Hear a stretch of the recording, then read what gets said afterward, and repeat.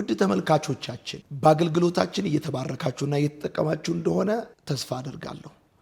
ማርሴል ቲቪ ወርልድ ዋይድን ሰብስክራይብ በማድረግ አገልግሎታችን እንድትደግፉ ጥሬን አስተላልፋለሁ። የጌታ ጸጋ ሰላም ይብዛላችሁ። በትንቢተ ዳንኤል መጽሐፍ ምዕራፍ 10 ከቁጥር 10 ጀምሮ እስከ 18 ድረስ ያለውን በጌታ በኢየሱስ ስም እንደዚህ ያነባለሁ። እነሆም አንድ እጅ ዳሰሰኝ፣ እየተንቀጠቀጥኩም በእጄና በጉልበቴ አቆመኝ። እርሱም እጅግ የተወደድክ ዳንኤል ሆይ አሁን ወደ አንተ ተልኬያለሁና የምነግርህን አስተውል፣ ቀጥ ብለህም ቁም አለኝ። ይህን ሲለኝም እየተንቀጠቀጥኩ ተነስቼ ቆምኩ። ደግሞም እንደዚህ አለኝ፣ ዳንኤል ሆይ አትፍራ። ማስተዋልን ለማግኘትና በአምላክም ፊት ራስን ለማዋረድ ከወሰንክበት ከመጀመሪያው ቀን አንስቶ ቃልህ ተሰምቷል። እኔም የቃልህን መልስ ይዤ መጥቻለሁ። ነገር ግን የፋርስ መንግስት አለቃ 21 ቀን ተቋቋመኝ። ከዋኖቹ አለቆች አንዱ የሆነው ሚካኤል ሊረዳኝ መጣ። እኔም በዚያ ከፋርስ ንጉሥ ጋር ተውሁት። ቁጥር 18 እንደገናም ሰው የሚመስለው ዳሰሰኝ አበረታኝም። እርሱም እጅግ የተወደድክ ሰው ሆይ አትፍራ፣ ሰላም ላንተ ይሁን፣ በርታ ጽና አለኝ። ከፍና መጽሐፋችን ዛሬ ያነበብኩት ቃል በዚህ ወር የእናንተ ህይወት ይሆናል። በርታ ጽና አትፍራ አለኝ ተብሎ እንደተጻፈ የሚያበረታ የእግዚአብሔር እጅ በእናንተ ላይ ይሆናል። በደም ጉባኤው ይጩሁና አሜን ይበለኝ። በዚህ ቃል ላይ ይሄ ቃል እውነተኛና የታመነ እንደሆነ የምታምኑ ሰዎች በጌታ በኢየሱስም ለዳንኤል የሚያበረታ እጅ እንደመጣለት እናንተን የሚያቆም ፍርሃታችሁን የሚያስወግድ እንድትጸኑ የሚያደርግ የእግዚአብሔር እጅ ከዚህ ማለዳ ጀምሮ በእናንተ ላይ ይሆናል። አትቆሙም የሚሏችሁ እያዩ ትቆማላችሁ። ፍርሃት ከእናንተ ይወገዳል። በጌታ በኢየሱስ ስም የጸሎታችሁን መልስ ትቀበላላችሁ። አሜን። ከፍ አድርጉ እጆቻችሁን። እኔ የምለውን ከኔ ጋር በሉ። እግዚአብሔር ሆይ አመሰግናለሁ፣ ቃልህን እወደዋለሁ፣ ካንተም እማራለሁ። የበዛ ሰላም፣ የማይወሰድ ደስታ፣ የድል ህይወት ዛሬም ነገም ለዘላለም አለኝ። አሜን። ዛሬ በኢትዮጵያ አዲስ ኪዳን ካህናት ቤተክርስቲያን በእሁድ ማለዳ የምንካፈለው የእግዚአብሔር ቃል ሐሳብ መዘግየት ሲያጋጥመን የሚል ይሆናል። የምትጽፉ ሰዎች መዘግየት ሲያጋጥመን ብላችሁ ርዕስ ጻፉ። ማናችንም ብንሆን ለጸሎታችን መልስ፣ ለህመማችን ፈውስ፣ ለችግራችን መፍትሄ፣ ለህይወታችን እድገት እንፈልጋለን። እያንዳንዱ ሰው መንፈሳዊም ይሁን ዓለማዊ ሰው የትኛውንም ሰው ብትጠይቁት በህይወቱ አንድም ይሁን ሁለት የሚያውቀውም ይሁን የማያውቀው ምክንያቱን በውል የተረዳውም ይሁን ያልተረዳው ጥያቄ ብዙ ሰው አለበት። የአንዳንዶቻችን ጥያቄ ፋይናንስ ነው፣ የሌሎቻችን የትዳር ነው፣ የሌሎቹ አገልግሎት ነው፣ ሌላው የግንኙነት ነው። እየደከሙ ፍሬ ማጣት፣ የለፉ ውጤት ማጣት እና የመሳሰሉ ችግሮች በህይወታችን ይከሰታሉ። ሁላችንም የትኛውም ሰው ጾታ ሳይለይ የትምህርት ደረጃ ሳይለይ ግን ሁሉም ሰው የጸሎቱ መልስ ይፈልጋል። ለህመሙ ፈውስ ይፈልጋል። መዳን የማይፈልግ ረፍት የማይፈልግ ማንም ሰው የለም። ለችግሩ ደግሞ መፍትሄ ይፈልጋል። ወዳጆቼ ችግር የሌለበት ሰው አለ ብዬ አላምንም። የችግራችን አይነት ጥልቀቱ ምክንያቱ ሊለያይ ይችላል እንጂ አንዳችን ጋር የሌለ ችግር ሌላችን ጋር ሊኖር ይችላል። ሁሉም ሰው ለችግሩ መፍትሄ ይፈልጋል። ዛሬ በተረጋጋ መንፈስ በደንብ የእግዚአብሔርን ድምፅ እንድትሰሙ እፈልጋለሁ እና እንደዚሁም ደግሞ ለህይወቱ እድገት የማይፈልግ ሰው የለም። ዘመን በተቆጠረ ጊዜ በተቆጠረ እድሜ በተቆጠረ ቁጥር እያንዳንዱ ሰው መድረስ የሚፈልግበት መጨበጥ የሚፈልገው ስኬት አሉ። በህይወቱ እድገት ይፈልጋል። ነገር ግን በብዙዎቻችን ህይወት ደግሞ መዘግየት ያጋጥማል። ወዳጆቼ ይሄ መዘግየት የሚባለው ጉዳይ በጣም የሚያበሳጭ፣ ግራ የሚያጋባ፣ ተስፋ የሚያስቆርጥ ነገር ነው። ደግሞ በብዙዎቻችን ህይወት ያለ ጉዳይ ቢኖር በተለይ ኢትዮጵያኖችና ኤርትራኖችን የሚያመሳስለን ነገር መዘግየት የሚባለው ጉዳይ ነው። ለጸሎታችን መልስ እንፈልጋለን። ይሄው እየጸለይን አመታት ተቆጥሯል። እንደዚሁም ደግሞ አንዳንዶቻችን ምክንያቱ በማይታወቅ ሐኪም መልስ ነው ወይም ይሄ ነው መድኃኒቱ ሊለን በማይችል ህመም ውስጥ ያለን፣ እንደዚሁም በትዳራችን ለአመታት እንቆቅልሽና ጥያቄ ውስጥ ያለን ሰዎች እንኖራለን። ነገር ግን በመዘግየት ውስጥ ደግሞ የምናልፍ ሰዎች መልስ የዘገየብን መፍትሄ የዘገየብን ለጉዳዩ የምንፈልገውን መድኃኒት ሳናገኝ የቆየን ብዙ ሰዎች አለን እና በራሱ ችግሩ እንዳለ ሆኖ ጥያቄው እንዳለ ሆኖ መዘግየት የሚባለው ጉዳይ በራሱ በጣም በሚገርማችሁ ሁኔታ በጣም የሚያበሳጭ ነገር ነው። በተለይ መዘግየት የሚባለውን ነገር ሚስት ያላችሁ ባሎች በደንብ ታውቁታላችሁ ብዬ አስባለሁ። ከቤት ለመውጣት ተነጋግራችሁ ልትወጡ ስትሉ ለምን ሚስቶቻችሁ ወደ ኋላ እንደሚቀሩ እግዚአብሔር ነው የሚያውቀው። መዘግየት እንደሚያበሳጭ ነይ ውጪ እየተባለ ከውጭ የሚጠብቀው ሰው በጣም ብዙ ነው። ታውቃላችሁ፣ ይሄ የብዙ ባሎች ጉዳይ ነው። በተለይ ሚስቶች ጸጉር ቤት ከሄዱ አይመለሱ።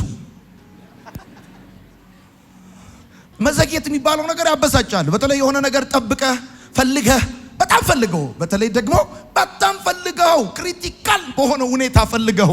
ይሄ አሁን ያልኳችሁ ነገር እንደው ዝም ብሎ ፈገግ እንድትሉ ነው እንጂ አንዳንዱ ጉዳይ የምትፈልጉት ክሪቲካል በሆነ ጉዳይ ነው። በቃ የመኖርና ያለመኖር ጉዳይ፣ የህይወትና የሞት ጉዳይ በሆነ ጉዳይ ላይ እግዚአብሔር ጣልቃ እንዲገባ የምትፈልጉበት ጊዜ ብዙ ነው። ወይም ደግሞ መልስ የምትፈልጉበት መፍትሄ የምትፈልጉበት እግዚአብሔር አምላክ አድርጎ እንዲያሳያችሁ የምትፈልጉበት ጊዜ በጣም ብዙ ነው እና የጠበቃችሁት ነገር ሲቀር ህይወታችሁ እንደምትፈልጉት አላድግ ሲላችሁ ፍሬ ስታጡ ወይንም ደግሞ ይገርማችኋል እግዚአብሔር አምላክ እናንተን እያለፈ ለብዙ ሰዎች ፈውስና መድኃኒት ሲሰጥ እናንተ ግን በሆነ ነገር ስትቸገሩ ስታዩ በጣም የሚያበሳጭ ደግሞ ግራ የሚያጋባ ጉዳይ ነው። አንዳንዶቻችሁ የዘገየባችሁ ጉዳይ ላይ በጣም ትጉ ናችሁ፣ በጣም ለፋተኛ ናችሁ። በብዙ ልፋት በእግዚአብሔር ፊት በብዙ ጸሎት በብዙ ብርታት በጾም በጸሎት የምታሳልፉ ሰዎች አላችሁ እና ነገሩ ከመሆን ይልቅ ሲዘገይ አመት ሲቆጠር ዘመን ሲቆጠር ይኸው ሚሊኒየም ከገባ እንኳን 18 ዓመት መጣ በኢትዮጵያ። አሁን ወዴት እየሄደ እንደሆነ ጉዳዩ ራሱ ግራ እስከሚገባችሁ ድረስ ግራ የሚያጋባ ጉዳይ አለ ወዳጆቼ። መዘግየት እሱ ብቻ አይደለም፣ የሚያበሳጭና ግራ የሚያጋባ ጉዳይ ብቻ ሳይሆን ተስፋ የሚያስቆርጥም ነገር ነው። አንዳንዴ ሲዘገይባችሁ ሲቆይባችሁ እንደውም በቃ ይቅር ይሄ ነገር ከዚህ ሁሉ ከጭቅጭቁ ቢቀር ይሻላል ብላችሁ እስከምትተው ድረስ ሊያደርሳችሁ እንደሚችል አስባለሁ። በተለይም ደግሞ የክርስትና ህይወት በመዘግየት የተሞላ እንደሆነ ማወቅ አለባችሁ። በዓለም ያላችሁ ነገር በቀላሉ የሚሆንላችሁ ሰዎች ወደ ጌታ ቤት ስትመጡ በጣም ጥቂት ቀላሉ ነገር ከባድ፣ ሲምፕሉ ነገር ውስብስብ የሚሆንባቸው ጊዜያቶች አሉ እና የክርስትና ህይወት በእንደዚህ አይነት ጉዳይ የተሞላ እንደሆነ እንድታቁ እንድታስቡ ፈልጋለሁ ወዳጆቼ። ብዙውን ጊዜ ነገሮች ባሰብናቸው ፍጥነት ሳይሆኑ ሲቀሩ ያበሳጫል፣ ግራ ያጋባል። አንዳንዴ ልጅ መውለድ ፈልጋችሁ ይዘገያል። የሆነ ስራ መጀመር ፈልጋችሁ ወይም ደግሞ የሆነ ፕሮሰስ ፈልጋችሁ አገልግሎት ፈልጋችሁ ብቻ በተለያየ ጉዳይ ላይ የሆነ መዘግየት ሊገጥማችሁ ይችላል እና ዛሬ እንደ አገልጋይ እንደ ወንድም እንደ ወዳጅ እንደ መጋቢ የምነግራችሁ ነገር መዘግየት ሲገጥማችሁ በህይወታችሁ ምን ማለት እንደሆነና ምን ማድረግ እንዳለባችሁ በተወሰነ መልኩ አካፍላችኋለሁ። ለምሳሌ እግዚአብሔር አምላክ ለያዕቆብ ልጅ ለዮሴፍ አንድ ቀን እንደሚገዛ ተስፋ ሰጠው። ተስፋ ከተቀበለ በኋላ ያሉት ቀጣዮቹ 13 ዓመታት ግን ከተስፋው ጋር ተቃራኒ የሆነ ህይወት የኖረበት ጊዜ ነው። የሰማው እንደሚገዛ ነው፣ ወንድሞቹ እንደሚገዙለት ነው የሆነው። ነገር ግን ለቀጣይ 13 ዓመታት ከአይምሯችሁ ጋር እስክትገረሙ ድረስ መጽሐፉን ስታነቡት ይህ እንዴት ሊሆን ቻለ ብላችሁ የምትጠይቁት አይነት ነገር በዮሴፍ ህይወት ሆኗል። ለምሳሌ ወንድሞቹ ለግብፃውያን ሸጠውታል። በጴጢፋራ ቤት ባሪያ ሆኗል። በማያውቀው በሐሰት ክስ ተከሷል። በእስር ቤት ተወርውሯል። የሰማውና እግዚአብሔር አደርጋለሁ ያለውና በቀጣዮቹ 13 ዓመታት ውስጥ በዮሴፍ ህይወት ውስጥ የሆነው ነገር የሚገርም ነው። የሀገሬ ልጆች ከዮሴፍ እንድትማሩ የምፈልገው አንድ መሰረታዊ ጉዳይ አለ። እሱም ዮሴፍ የሚያስገርመው ኳሊቲው ምንድነው ካላችሁ ሁኔታው አመለካከቱን እንዲቀርጽለት አልፈቀደለትም። የዮሴፍ አስገራሚው ጉዳይ ተሽጧል፣ ትገዛለህ ተብሎ ተሽጧል። በሰው ቤት በባርነት ገብቷል። እንደዚሁም በሐሰት ክስ ተከሷል። እሱ በእስር ቤት በወህኒ ቤት ተጥሏል። የሚያልፍበት ሁኔታ ግን የሱን ማይንድ እንዲቀርጽ አስተሳሰቡን እንዲወስንለት አልፈቀደም። ጉልበቱን እንዲቀማው ህልሙን እንዲቀማው አልፈቀደም። ብዙ ሰዎች ነገር ሲዘገይባቸው በሆነ ሁኔታው ሲገቡ ያ ሁኔታቸው አመለካከታቸውን ዲተርማይን እንዲያደርግ ይፈቅዱለታል። አስተሳሰባቸው ቋንቋቸው የሚቀዳው ከተነሱበት የትንቢት ቃላቸው ሳይሆን ከሚያልፉበት ሁኔታ ይሆናል። ከእግዚአብሔር ጋር የሚተላለፉት በዚህ ምክንያት ነው። በዋነኛነት በየትኛውም ሁኔታ ውስጥ ልትገቡ ትችላላችሁ። በመተው፣ በመጠላት፣ በመገፋት፣ በማጣት፣ በመውደቅ፣ በከፍታና በዝቅታ ሁኔታ ውስጥ ልታልፉ ትችላላችሁ። እንደ ክርስቲያን ህልም እንዳለው ሰው መጠንቀቅ ያለባችሁ የናንተን አስተሳሰብ፣ የናንተን አነጋገር፣ የናንተን የህይወት እርምጃ የሚወስነው ሁኔታው መሆን የለበትም። ከዮሴፍ የምትማሩት እሱን ነው። እግዚአብሔር በመጨረሻ ዮሴፍን ባረከው። መባረክ ብቻ አይደለም፣ ለበረከት አደረገው። አንዳንዶቻችሁ እንደ ዮሴፍ 13 ዓመታቶችን በመዘግየት ውስጥ እያሳለፋችሁ ሊሆን ይችላል። አንዳንዶቻችሁ ከ13 ዓመት በላይ ሁለትም ይሁን 3 የምትጠብቋቸው ነገሮች ሊኖሩ ይችላሉ። በነገራችን ላይ ትዕግስት ማለት ዝም ማለት አይደለም። ትዕግስት ማለት አቅመ ቢስነት አይደለም። ትዕግስት ማለት መጠበቅ ማለት አይደለም። ትዕግስት ማለት በመጠበቅ ውስጥ የሚገለጥ መልካም ባህሪ ማለት ነው።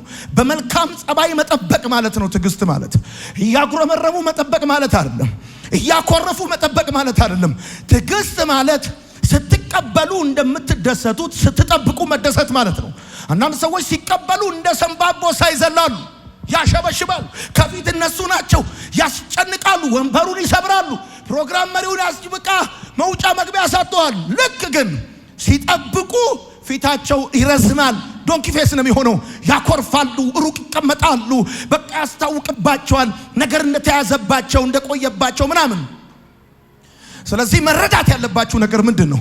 በሆነ የምትጠብቁት በተለይ እግዚአብሔር አደርግላችኋለሁ ብሎ የነገራችሁን ነገር ሳይሆን ሲቀር እድገት፣ ፈውስ፣ ለጸሎታችሁ መልስ፣ እንደዚህ አይነት ነገሮች ስትጠብቁ መጠበቅ ብቻ አይደለም የሚያዋጣችሁ፣ በመልካም ባህሪ መጠበቅ ነው። እየሰመሩ መጠበቅ ነው። ለዚህ ነው ብዙ ጊዜ እናገራለሁ።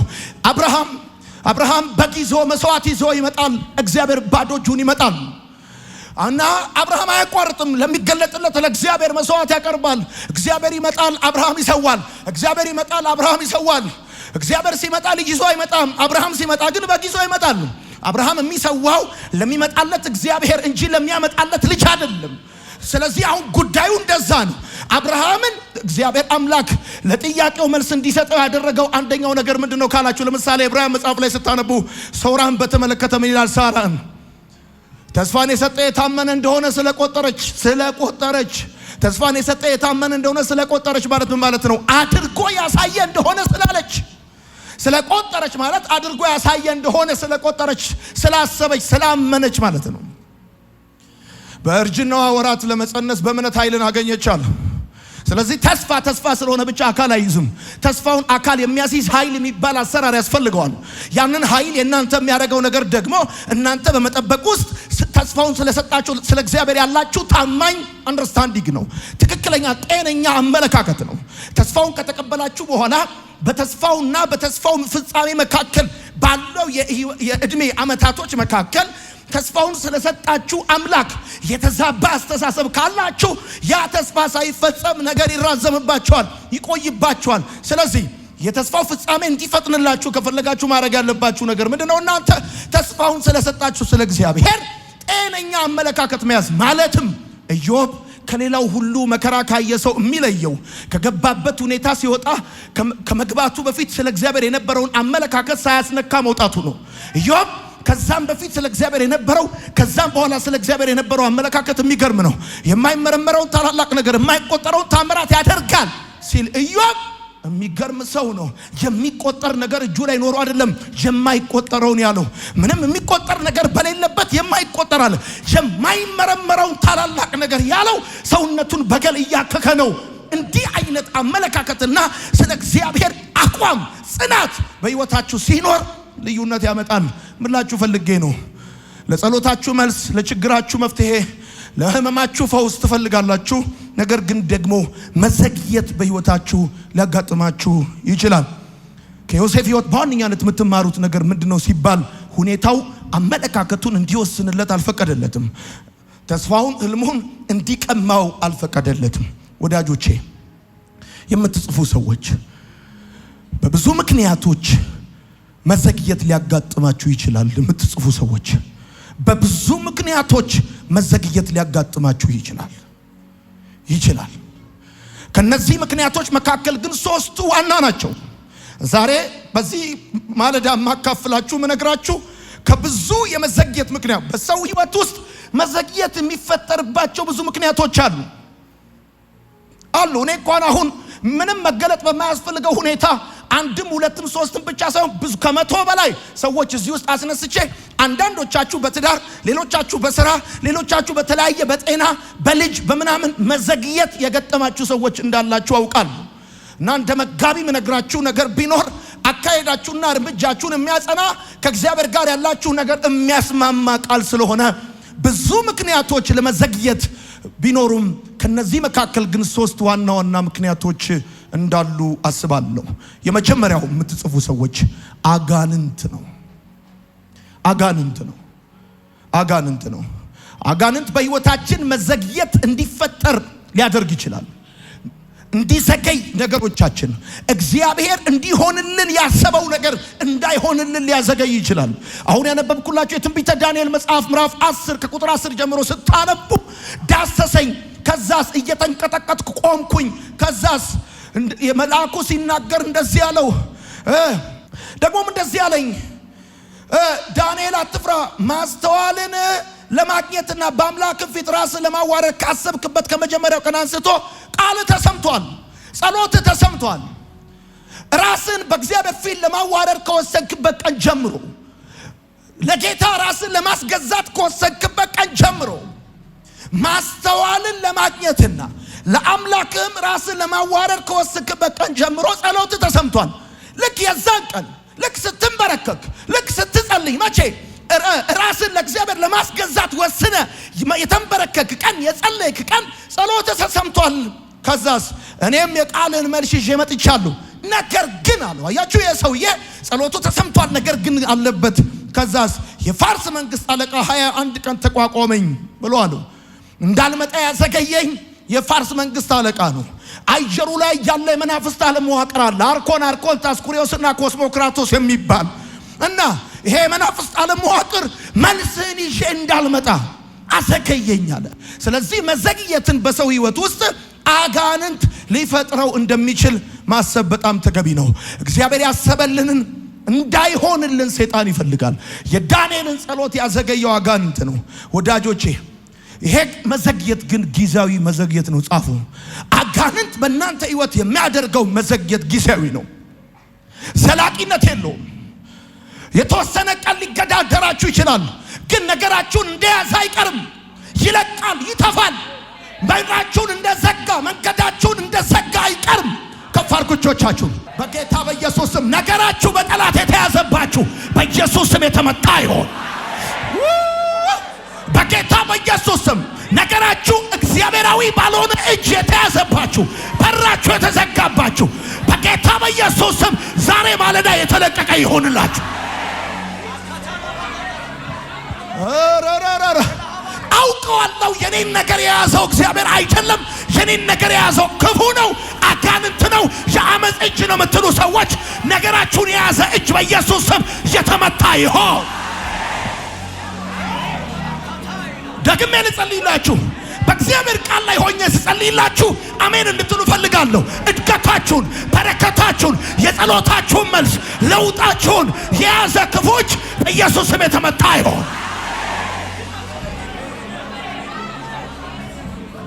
ልቀቅ!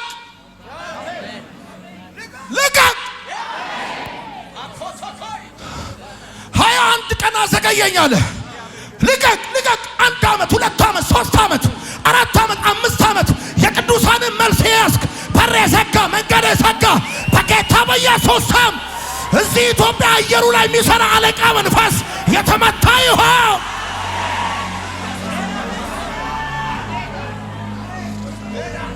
ይሄንን ጸሎት ከኔ ጋር የሚጸልየው የጸልየው ጸሎት ያለው ሰው ብቻ ነው። ዳንኤል አለው ራስን ለእግዚአብሔር ለማስገዛት የወሰንክበት ቀን፣ የዛ ቀን የተንበረከክ ቀን፣ አንተ የዛን ቀን ማስተዋል ለማግኘት ራስን ለእግዚአብሔር ለማስገዛት የጸለይክ የዛ ቀን ጸሎት ተሰምቷል አለ። ነገራችሁን ያዘገየ ክፉዎች በኢየሱስ ስም የተመታ ይሁን። በኢየሱስ ስም የተመታ ይሁን። በኢየሱስ ስም የተመታ ይሆን። ስልጣን ቢሆን የተሻረ ይሆን።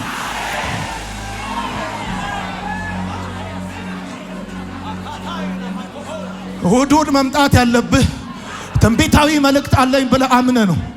ይሰማል ወይ? አሁን እየጸለይን ያለነው እንደዚህ ነው።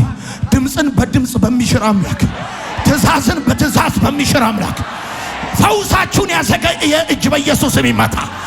እድገታችሁን ያዘገየ እጅ በኢየሱስ ስም ይመታ። ሳቃችሁን ያዘገየ እጅ በኢየሱስ ስም ይመታ። በጌታ በኢየሱስ ስም ጸለይኩኝ። ነገራችሁን ያሰረ እጅ ዛሬ ይለቃል። በኢየሱስ ስም ይለቃል። በኢየሱስ ስም ይለቃል። እንደዚህ ባርካቸዋለሁ። እንደውም እነ ማርቆስ ቤት እነ ማርያም ቤት የጸሎታቸው መልስ ጴጥሮስ በሩን እንዳንኳኳ በዚህ ዓመት የዘመናት የጸሎታችሁ መልስ በራችሁን ያንኳኳል። በጌታ በኢየሱስ ስም እናንተ ቤት በአድራሻ ይመጣል። አሜን።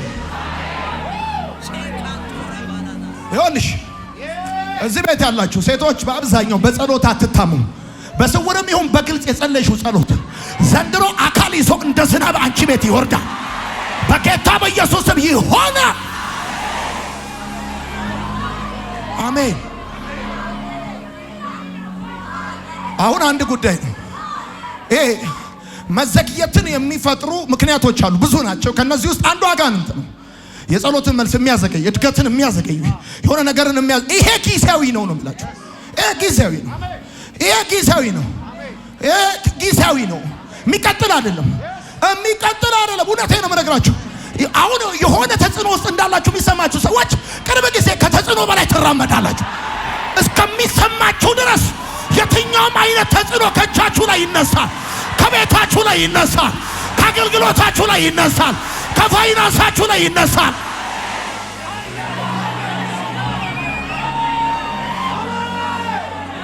እግዚአብሔር እንዲሆንላችሁ የሚያሰበውን ነገር እንዳይሆንላችሁ የሚፈልግ እግዚአብሔር ታድጋላችሁ ሲል ትቀጭጫላችሁ፣ ትደርቃላችሁ የሚል እግዚአብሔር ታገኛላችሁ ሲል ታጣላችሁ የሚል ሟርተኛ አጠገብ ያለ ሩቅ ያለ በስም በአድራሻው የሚሰራ ክፉ መንፈስ የሞራ ገላጭና ድግምት አስማተኛ በኢየሱስ ስም ይመታ። በኢየሱስ ስም ይመታ። በኢየሱስ ስም ይመታ።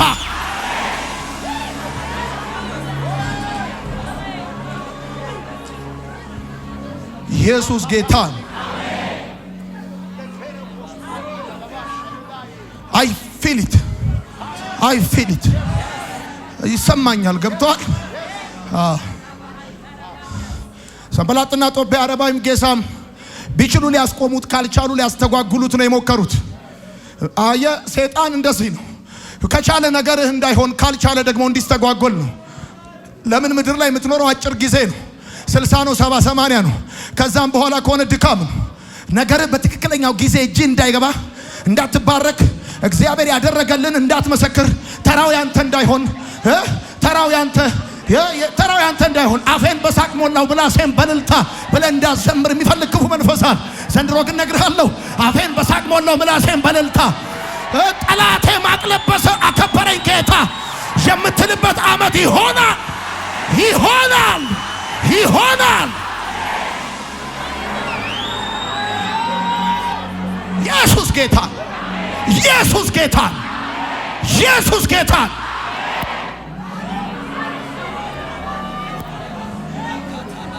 አሁን እናንተ ከኔ ጋር እንድትሆኑ የምፈልገው ልክ እዛ እሳት ጭራሮ እንደምትጨምረው እንደምታቀጣጥለው ልክ እንደዛ አይነት ልክ እንደዛ ነው። ገብቶ አሜን ብለህ ማቀጣጠል አለብህ። አሜን ብለህ የሚፈጥን የሰረገላ ድምፅ ይሰማኛል። ዮሴፍን ከእስር ቤት አስቸኮሉ ተብሎ እንደተጻፈ ልብሱን እንደቀየሩለት በጌታ በኢየሱስ ስም ዛሬ ማለዳ ትፈጥናላችሁ፣ ትቸኩላላችሁ። እግዚአብሔር ወዳየላችሁ ትደርሳላችሁ። መታወቂያችሁ ይቀየራል፣ ልብሳችሁ ይቀየራል፣ ሕይወታችሁ ይቀየራል።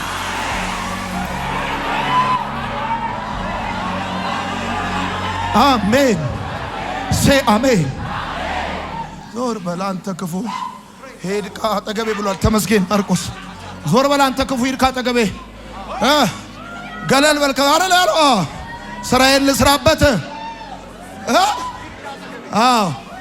ጌታ ያስጀመረኝ ቅባት ፈሶብኛል ለተለየ ዓላማ ጌታ አስጠርቶ ብሏል። ተመስገን ዘምሯል። እንደዛ ጌታ አስጠርቶ ቅባት ፈሶ ዞር በል አትክው። በጌታ በኢየሱስ ስም መንገዳችሁ ላይ የቆመ ከዚህ ቀን ጀምሮ እንደ ገለባ ይበተናል። በኢየሱስ ስም ይበተናል። የከበባችሁ ይበተናል። ሃሌሉያ ሃሌሉያ ሃሌሉያ ሃሌሉያ። ዘርጉጆቻችሁ እንደዚህ በጠላት የተያዘ ተነጥቆ እጃችሁ ይገባል። በምንም ምክንያት የተወሰደባችሁ ተመልሶ እናንተ እጅ ይገባል።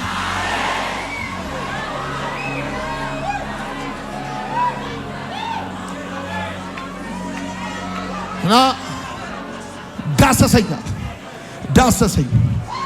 ዳሰሰኝ። ከዛ አይዞ በርታ ጽና ቆም አለኛ። እየተንቀጠቀጥኩ ቆምኳል። ሄሎ አለ። ራስን ለማስገዛት ከወሰንክበት ከዛ ቀን ጀምሮ ራስን ለጌታ ከሰጠበት ከዛ ቀን ጀምሮ ከጸለይክበት ከዛ ቀን ጀምሮ ጸሎት ተሰምቷል። ግን አለው የፋርስ አለቃ አየሩ ላይ ያለ አለቃ መንፈስ አለ። ሰው ሲያልፍለት የማይወድ ሰው ሲሳካለት የማይወድ አንድ ቦታ በአንድ ህይወት ጫማ እንዲጨርስ ዘመን እንዲጨርስ ጊዜ ገንዘብ እንዲጨርስ የሚፈልግ መንፈስ አለ። እሱ አዘገየኝ አለ። ነገር ግን አሁን አልቻለም። መልሱን ይዤ ልመጥቻለሁ አለ። በጌታ በኢየሱስ ስም በኢትዮጵያ ምድር ላይ የሰዎችን እድገት የማይወድ ክፉ መንፈስ ከህይወታችሁ ላይ ይመታል። ኢየሱስ ጌታ ነው። አሜን። ድሮ እስክትገረሙና እስክትደነቁ ድረስ ጌታ ብሎኛል። የጠላት ተጽዕኖ ጊዜያዊ ነው። አጋንንት ለተወሰነ ጊዜ ነው እንጂ ጊዜያዊ ነው፣ ቋሚ የለም። እሺ። ሁለተኛው መዘግየትን በሰው ህይወት የሚያመጣ ነገር ምንድን ነው? የምትጽፉ ሰዎች ሁለተኛው መዘግየትን የሚያመጣ ወዳጆቼ፣ አንድ ነገር ጋር ከደረሳችሁ በጊዜ ድረሱ። ደስ የማይል ነገር ቢኖር ተንዛዝቶ አልቆ በባከነ ሰዓት የምትደርሰው ነገር ደስ አይልም፣ አይመችም። ራሱ ምንም መቃብሮ ማሄድ ነገር ቢኖር ጫማ ጨርሰ፣ ጊዜ ጨርሰ፣ ጉልበት ጨርሰ፣ ብዙ ነገር አልቆ፣ እናት ሞታ፣ አባት ሞቶ፣ ብዙ ዘሮች አልቀው ለምስጋና በማይሆን ሁኔታ ውስጥ ብትደርስ ምንም ትርጉም የለውም። በጌታ በኢየሱስ ስም እኔ ጸልይላችኋለሁ። አሁን በህይወት ያሉት ቤተሰቦቻችሁ ከእናንተ ሳይሄዱ በህይወት እያሉ ጉብኝታችሁ እየፈጠነ ይመጣል። በጌታ በኢየሱስ ስም እየፈጠነ ይመጣል። ውድቀታችሁን ያዩ ክብራችሁን ያያሉ። ማጣታችሁን ያዩ ማግኘታችሁን ያያሉ። ነገር እንደተዘጋባችሁ ያዩ እንደተከፈተ ይሰማሉ። ኢየሱስ ጌታ። ሁለተኛ መዘግየት በህይወታችን በብዙ ምክንያቶች ሊሆን ይችላል። ሶስቱን እናያለን። ሁለተኛው ምክንያት ደግሞ በቤት ውስጥ ያለ አለመግባባት ነው። አንደኛው አጋንንት ነው የመዘግየት ምክንያት። ሁለተኛው በቤት ውስጥ ያለ አለመግባባት ነው። ብዙውን ጊዜ የጸሎትን መልስ የሚያዘገየው በቤት ውስጥ ያለ አለመግባባት ነው። በቤተሰብ ውስጥ ያለ አለመግባባት ነው። በትዳር ውስጥ ያለ አለመግባባት ነው። በውስጥ ያለ ጉዳይ ነው። መጽሐፍ እንደሚናገር ሁለት ሰዎች በአንድ ሐሳብ ተስማምተው ቢጸልዩ ነው የሚለው። አለቅ በአንድ ሐሳብ ተስማምተው ቢጸልዩ። አየህ፣ ረጅም ሰዓት ቢጸልዩ ብቻ አይደለም። ባልና ሚስቶች ቢጾሙ ቢጸልዩ ብቻ አይደለም። አስ ኤ ፋሚሊ የምትኖሩበት እናንተ የምትገቡበት ጣራ በታች ዩኒቲ ያስፈልጋል። እግዚአብሔር ጸሎትን እንዲሰማ በቃ ይነቀል ከሆነ ተስማምታችሁ መንቀል ነው። ይተከል ከሆነ ተስማምታችሁ መትከል ነው። እንከሰዋለን፣ እንሸጠዋለን፣ እናረገዋለን፣ እናገለግላለን ከሆነ ያለ ልዩነት በአንድ አቋም ብዙ ጊዜ የጸሎትን መልስ የሚያዘገየው በቤተሰብ ውስጥ ያለ አለመግባባት ነው። ሚስት ተቀመጥ ትላለች፣ እሱ ወጣለሁ ይላል። እሷ ለስራ ትላለች፣ እሱ ቁጭ በይ ይላል። ገብቷል? አይስማሙም፣ አይግባቡም። በተሳካልኝ ጉዳዮች ሁሉ ውስጥ በእርግጠኝነት 100% የዶይ ቀኝ አለበት። መጽሐፍ በአንደኛ ጴጥሮስ መልእክት ምዕራፍ 3 ቁጥር 7 ሲናገር እንደዚህ ይላል፣ ባሎች ሆይ እናንተም ደግሞ ጸሎታችሁ እንዳይደናቀፍ በኑሯችሁ ሁሉ ለሚስቶቻችሁ አስቡላቸው። ለሚስቶቻችሁ ጸሎታችሁ እንዳይደናቀፍ ባሎች ያለ እናንተ ደግሞ ጸሎታችሁ እንዳይደናቀፍ ለሚስቶቻችሁ አስቡላቸው። አስቡላቸው። አንዱ ጸሎትን የሚያደናቅፍ መልስን የሚያዘገይ ነገር ቢኖር በቤት ውስጥ ያለ አለመግባባት ነገር ያለው። አንተ ልቀቅ ትላለህ፣ እሷ ተንበርክካ ጓዳ ገብታ እንዳለቀው ትላለች፣ አንተ ላይ ትጸልይባለች። አንተ ባንክ ሄደ ልቀቅልኝ ብድሩን ትላለህ፣ እሷ ጓዳ ገብታ ጌታ ሆይ እንዳለቀው ትላለች። በቃ እግዚአብሔር ደግሞ ኮቨነንት ያከብራል፣ ኪዳን ያከብራል። አይገባም። እስክትስማሙ ሆልድ ያደርገዋል ጉዳዩ። አቤት። እና አንዱ መዘግየትን የሚያመጣ ጉዳይ እሱ ነው። ሶስተኛውና የምንቆይበት ሐሳብ ነው ይሄኛው ሐሳብ። ሶስተኛውና የምንቆይበት ሐሳብ ነው። ሶስተኛው መዘግየትን በህይወታችን የሚያመጣ ነገር ቢኖር መለኮታዊ እቅድ ነው። መለኮታዊ እቅድ ነው። መዘግየት የእግዚአብሔር እቅድ አካል እንደሆነ መረዳት በጣም ተገቢ ነው። ምናልባት የዘገየባችሁ የቆየባችሁ ነገር ካለ ይሄ የቆየባችሁ የዘገየባችሁ ነገር ከአጋንንት ካለፈ በቤት ውስጥ ካለ መግባባት ካለፈ ሊሆን የሚችለው ነገር ምንድነው ካላችሁ መለኮታዊ እቅድ ነው። እንዴት ባላችሁ ካላችሁ መዘግየት አንዱ የመለኮታዊ እቅድ አካል ሊሆን ይችላል። እንዴ መዘግየት የመለኮታዊ እቅድ አካል እንዴት ሊሆን ይችላል ብላችሁም መረዳት ሊቸግራችሁ ይችላል፣ ላይገባችሁ ይችላል፣ ወይም መቀበል ሊከብዳችሁ ይችላል፣ መቋቋም ሊከብዳችሁ ይችላል። ነገር ግን መለኮታዊ መዘግየት ማብራሪያ ሳይሰጥ ሊመጣም ሊሆንባችሁም ይችላል። እግዚአብሔር አምላክ አብርሃም ቤት ልጅ እንደሚሰጠው ነገረው። 25 ዓመት ጠበቀው። እነ ኤልሳቤጥ ጋር እነ ሐና ጋር በብዙ ሰዎች ህይወት መዘግየቶች ተፈጥረዋል። መጽሐፍ ቅዱስን ስታነቡ በአንዳንዶቻችን ብቻ ሳይሆን በብዙዎቻችን ህይወት መዘግየት የመለኮታዊ እቅድ አካል እንደሆነ መረዳት በጣም ተገቢ ነው። ጸልየናል፣ ጸሎታችን ተሰምቷል። ነገርየው ግን ከተራዘመ ጫን ያለ ከሆነ በደንብ ህይወታችሁን ስትፈትሹና ስትመረምሩ የሰውም እጅ ከሌለበት በተለየ ቤተሰብ ወይንም ደግሞ አጋንንታዊ እጅ እንደሌለበት ከተረዳችሁ ይሄ ጉዳይ የመለኮታዊ እቅድ አካል እንደሆነ እንድታስቡ ይገባል። እንዴት ነው መዘግየት የመለኮታዊ እቅድ አካል ሊሆን የሚችለው የምትጽፉ ሰዎች? ለምንድን ነው እግዚአብሔር አምላክ መዘግየትን የእቅዱ አካል የሚያደርገው? ለምሳሌ እግዚአብሔር አምላክ በእኛ ህይወት ላይ ክብርን፣ መብዛትን፣ ፍሬያማነትን፣ ለውጥን፣ እድገትን አስቦልናል፣ አቅዶልናል። የዚህ እቅድ የዚህ ዓላማ አንዱ አካል መዘግየት እንዴት አብሮ ሊሆን ይችላል? እርስ በርሱ ኮንትራዲክት አያደርግም ወይ ብላችሁ ልትሉ ትችላላችሁ። አንዳንዶቻችሁ እንደተቀባችሁ አትገለጡም። የምታልፉበት መንገድ ረጅም ሊሆን ይችላል። የመጀመሪያው መዘግየት የመለኮታዊ እቅድ አካል የሚሆንበት ምክንያት እግዚአብሔር በልባችን ላይ መስራት ስለሚፈልግ ነው። ጻፉ። እግዚአብሔር አምላክ በልባችን ላይ መስራት ስለሚፈልግ ነው። እግዚአብሔር ውጫችን ተስተካክሎ ውስጣችን እንዲመሰቃቀል አይፈልግም። እግዚአብሔር የችግሩን ዋና ምክንያትና መንስኤ ማስተካከል ይፈልጋል። ነፍሳችን ሳትፈወስ ሁኔታችን ብቻ እንዲፈወስ እግዚአብሔር አይፈልግም። እኛ ሁኔታችን እንዲለወጥ እንፈልጋለን። እግዚአብሔር ደግሞ እኛ እንድንለወጥ ይፈልጋል። እግዚአብሔር የሁኔታችን መፈወስ ብቻ ሳይሆን የነፍሳችን መፈወስ ይፈልጋል። መዘግየት የመለኮታዊ እቅድ አካል የሚሆንበት ምክንያት እግዚአብሔር አምላክ ልባችን ላይ መስራት ስለሚፈልግ ነው። ይፈልጋል። ባህሪያችን ላይ መስራት ይፈልጋል። ልባችን ላይ፣ ካራክተራችን ላይ መስራት ይፈልጋል።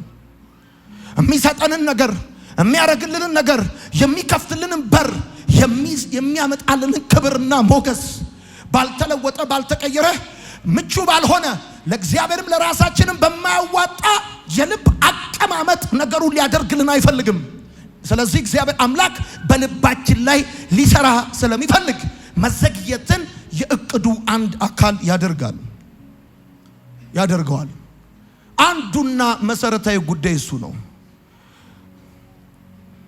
እግዚአብሔር በእኛ ከመስራቱ በላይ እኛን መስራቱ ዋና ነገሩ ነው። እግዚአብሔር እኛን ሳይሰራ በእኛ ቢሰራ ከስሯል እንጂ አላተረፈም። ሁልጊዜም እግዚአብሔር መስራት የሚፈልገው ከኪሳችን በላይ ነፍሳችን ላይ ነው። ከውጫችን በላይ ውስጣችን ላይ ነው። ከዛሬ በላይ ነገ ላይ ነው። ከሚታየው በላይ የማይታየው ላይ ነው። እግዚአብሔር መስራት የሚፈልገው። ነገር ሲዘገይብህ ወደ ግራም ወደ ቀኝም ወደ ፊትም ወደ ኋላም ወደ ላይም አትመልከት፣ ወደ ሰውም ወደ ውስጥ ነው መመልከት ያለብህ። ልብህ ጋር ማየት አለብህ። ልብህ ጋር ቼክ ማድረግ አለብህ። ሰይጣን ጋር፣ ጎረቤት ጋር፣ ሰዎች ጋር ቼክ እንደምታደርገው ሁሉ ልብህ ጋር ቼክ ማድረግ አለብህ። ቼክ ማድረግ አለብህ። አንዱና ዋነኛው መዘግየት የመለኮታዊ እቅድ አካል የሚሆንበት ምክንያት እግዚአብሔር ልባችን ላይ መስራት ስለሚፈልግ ነው። ወዳጆቼ እግዚአብሔር የሚሰራው በሰው ጭንቅላት አይደለም፣ በሰው ልብ ነው። ዳዊትን አለው እንደ ልቤ የሆነ የእሴይ ልጅ ዳዊትን አገኘሁት አለ። ፈልጎት አይደለም፣ ጠፍቶበት አይደለም። አሸዋ በፊቱ የተቆጠረ ነው። ከዋክብትን በስም ያውቃቸዋል። አገኘሁት ማለት እግዚአብሔር አምላክ የሚረካበት ልብ እንዳለው፣ ጠላቶቹን በምቹ ስፍራ አግኝቶ በሰላም የሚሸኝ እንደ ዳዊት አለው ያለ እንደ ልቤ ነው አለ። እግዚአብሔር በሰው ሕይወት የሚሰራው በጭንቅላቱ ወይም በገንዘብ በኪሱ ሳይሆን በነፍሱ ነው። የእግዚአብሔር ገንዘብ የእግዚአብሔር ከረንሲ የሰው ልብ ነው። ብዙ መጽሐፍ ልታነብ ትችላለህ። አዋቂ ልትሆን ትችላለህ። ትልልቅ ዩኒቨርሲቲዎች ተመረቀ ሊሆን ይችላል። ግን ልብህ ውስጥ ቅንነት ከሌለ፣ የዋህነት ከሌለ፣ ደግነት ከሌለ፣ ርህራሄ ኮምፓሽን ከሌለ እግዚአብሔር አምላክ ነገሩን ሆልድ ያደርገዋል። መራገፍ ያለበት እስኪራገፍ፣ መቀየር ያለበት እስኪቀየር፣ መነቀል ያለበት እስኪነቀል ሆልድ ያደርገዋል። በዚህ አመልህ ጭራሽ ገንዘብ ብታገኝ አታኖራቸውም። በዚህ ልብህ ጭራሽ ቢከፈትልህ፣ በዚህ ሁኔታ ጭራሽ ስልጣን ቢሰጥህ ትጨርሳቸዋለህ።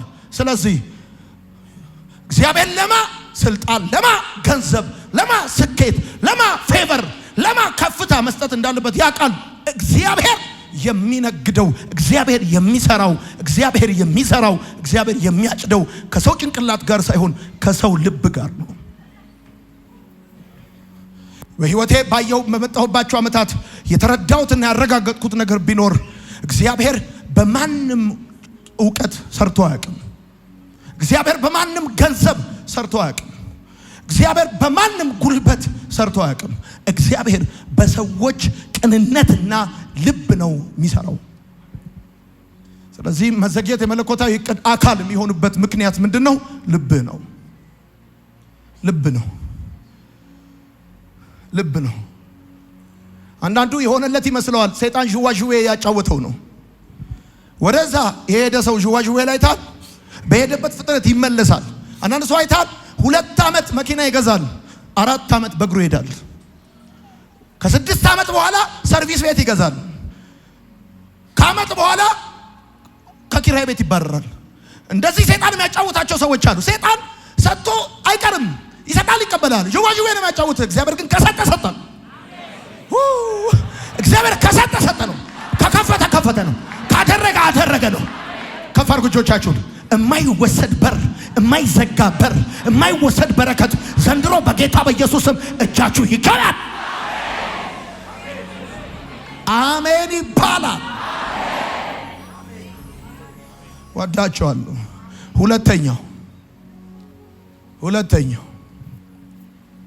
እግዚአብሔር ለምንድን ነው የሚዘገየው? መዘግየት የመለኮታዊ እቅድ አካል የሚሆነው ለምንድን ነው? ሁለተኛው ዓላማውን መፈጸም ስለሚፈልግ ነው። የመጀመሪያው በልብክ ላይ መስራት ስለሚፈልግ ነው። ሁለተኛው ዓላማውን መፈጸም ስለሚፈልግ ነው። ዓላማውን መፈጸም ስለሚፈልግ ነው። ወደዚህ ምድር የመጣ ነው በልተን ጠጥተን ልብስ ለብሰን ገብተን ወጥተን እንድንጨርስ አይደለም። እግዚአብሔር በእኛ ህይወት ሊሰራ የሚፈልገው ፕሮግራም አለው። 60 70 80 ዓመት እንኑር፣ እግዚአብሔር አምላክ በእኛ ህይወት አኮምፕሊሽ ማድረግ የሚፈልገው ዓላማ አለው። ያንን ዓላማውን መፈጸም ይፈልጋል። ስማኝ፣ የሚሰጥህ ሊሰጥህ ብቻ አይደለም፣ እንድትሸከመው ብቻ አይደለም፣ እንድትፈጽምለት የሚፈልገው ጉዳይ አለው። የሚከፍትልህ አንተ እንድትሰራው የሚፈልገው ነገር ስላለው ነው። አቅም የሚሰጥህ ሁኔታዎች እንዲሳካል፣ ለጸሎት መልስ፣ ለጉዳዮች ሁሉ የተቃና ነገር እንዲሆንልህ እግዚአብሔር የሚፈልግበት ዋነኛው ምክንያት ባንተ ማግኘት ውስጥ፣ ባንተ ስኬት ውስጥ፣ ባንተ ነገር መቃናት ውስጥ እግዚአብሔር ሊያደርግ ሊሰራ የሚፈልገው ፕሮግራም እቅድ ስላለው ነው። ለምሳሌ ኢየሱስ ባለበት ቦታ ሆኖ አልዓዛርን ሊፈውሰው ይችል ነበር። ካልሆነም ደግሞ በ48 ሰዓት ውስጥ በጊዜ ደርሶ ሊፈውሰው ይችል ነበር። ነገር ግን ይሄን አላደረገም። ለብዙዎች ቃሉን ልኮ ፈውሷል። አቤት ሄዶ ፈውሷል። ጌታ ኢየሱስ ክርስቶስ በ48 ሰዓት ጊዜ ውስጥ አልዓዛር ሳይሞት በአካል ሄዶ ሊፈውሰው ይችል ነበር። እሱ ብቻ አይደለም፣ ካስፈለገም እዛው ባለበት ሆኖ እንዲድን ሊናገር ይችላል፣ ሊፈውሰው ይችላል። ደግሞ አልዓዛር ወዳጁ ነው እንዳትረሳ። ግን ይሄን አላደረገም። ወዳጆቼ በጣም የሚገርማችሁን ሚስጥር ልንገራችሁ። ምናልባትም የዛሬው መልእክታችሁ ዋና ሐሳብ እዚህ ጋር ሊሆን ይችላል። የአይሁድ ለመጀመሪያ ጊዜ ከዳር እስከ ዳር ያንቀሳቀሳቸው የአልዓዛር ትንሣኤ ነው። ፎር ዘ ፈርስት ታይም ከአልዓዛር በፊት ጌታ ፈውሷል፣ ታምራት አድርጓል፣ ብዙ ነገር ሰርቷል። ነገር ግን እንደ ሀገር እንደ ህዝብ የአይሁድን መሪዎች ከጫፍ እስከ ጫፍ ያነቃነቃቸው የአልዓዛር ትንሣኤ ነው ያንቀሳቀሳቸው። ከዚህ በፊት እንደዚህ ተንቀሳቅሰው አያውቁም። ለመጀመሪያ ጊዜ የካህናት አለቆች ጌታ ካገኘው መወደድ የተነሳ ሊገሉት የተስማሙት በዚህ ጊዜ ነው፣ አልዓዛር በተነሳ ጊዜ። ወዳጆቼ የጌታን መገደል ባይስማሙ ኖረው በሚቀጥለው ፋሲካ የሚገደል እግዚአብሔር በግ አይኖርም ነበር። ኢየሱስ በመለኮታዊ ሰሌዳ መሞት ካለበት የጠላቶቹን እጅ የሚያስገድድ ትንሣኤ ለማድረግ ነው የዘገየው።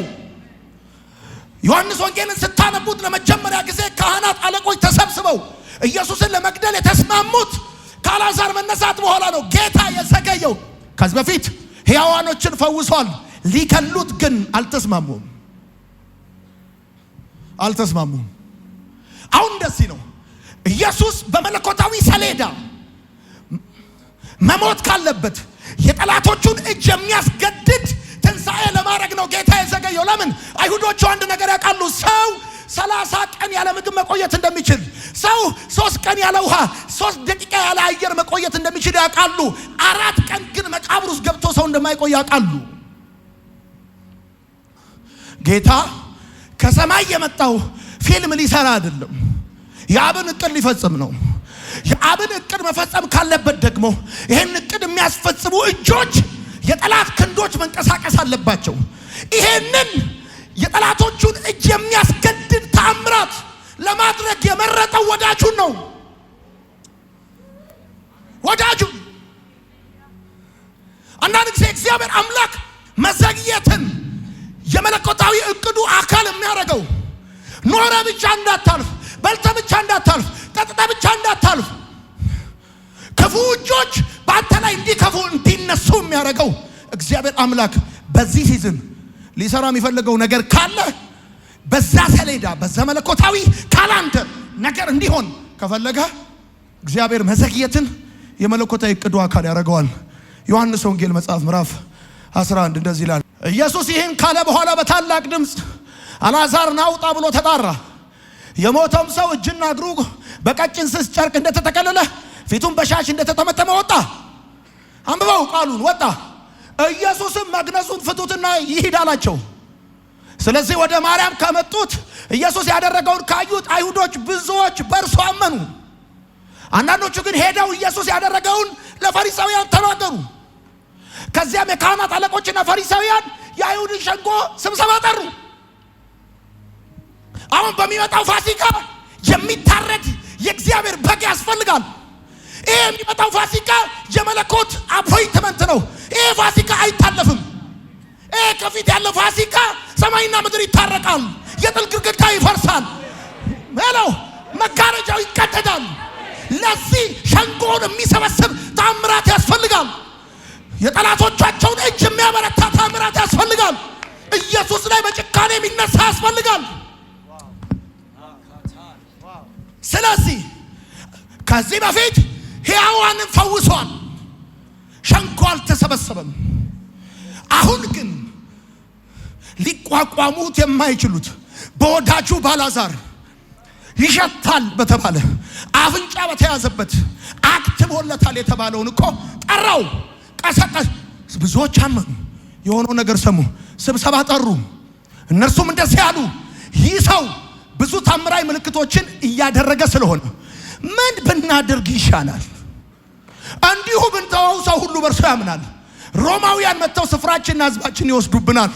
ከዛስ ከመካከላቸውም አንዱ በዚህ ዓመት ሊቀ ካህናት የነበረው ቀያፋ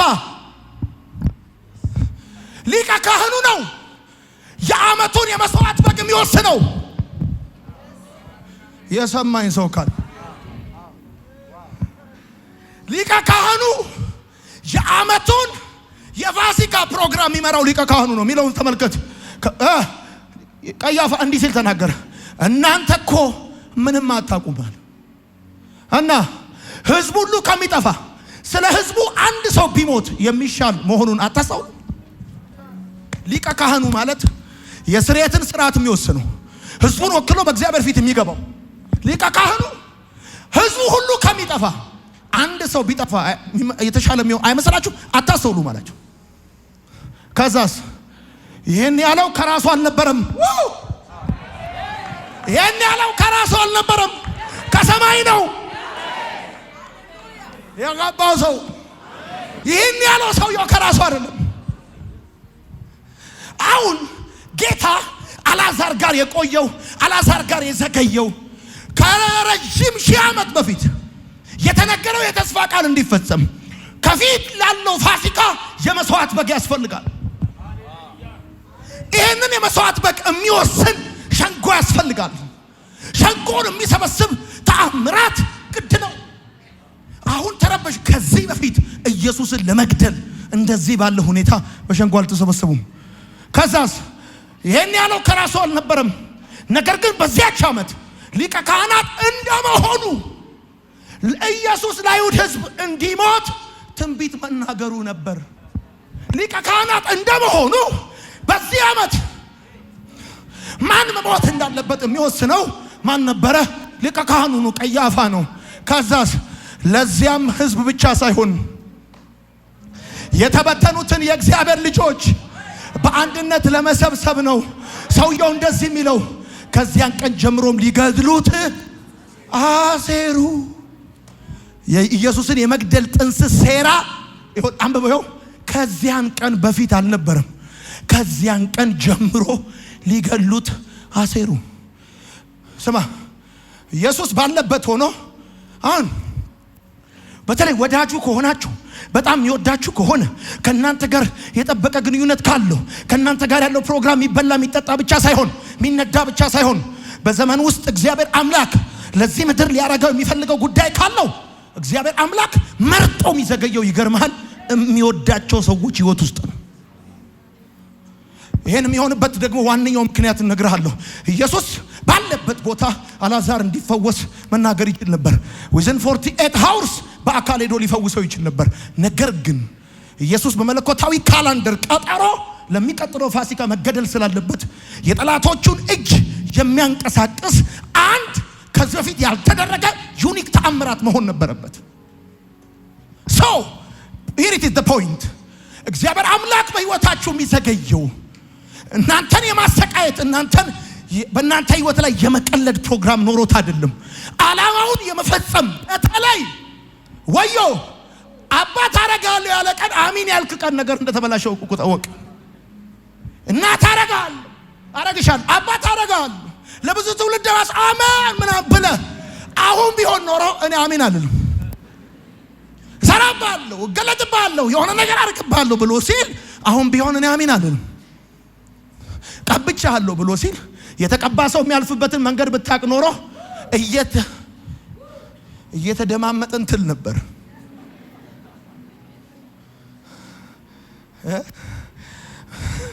አንዳንድ ጊዜ ቁጭ ብዬ እያጠናሁም እያሰብኩም እንደዚህ ይላለሁ።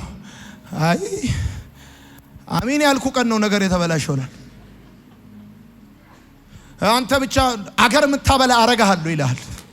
ከዛ አንተስ አሜን ብለህ አገር የሚያበላ ሰው የሚያልፍበትን መንገድ አታውቅም። ልክ ገበሬ ስንዴውን በመንሽ ለንፋስ እንደሚሰጠው እያነሳ ወደ ላይ እያነሳ ወደ ላይ እያነሳ ወደ ላይ በቃ በዚህም በዛም እንደ ንግስ ከበሮ ሲጠፈጥፉ ከበሮ ድምፁ የሚስተካከለው ፀሐይ ሲመታው እንደሆነ በደንብ አድርገው ሰዎች ሲቀጠቅጡ ነገር ሁሉ ይስተካከላል። አሜን አልክ? ጌታ ይርዳ።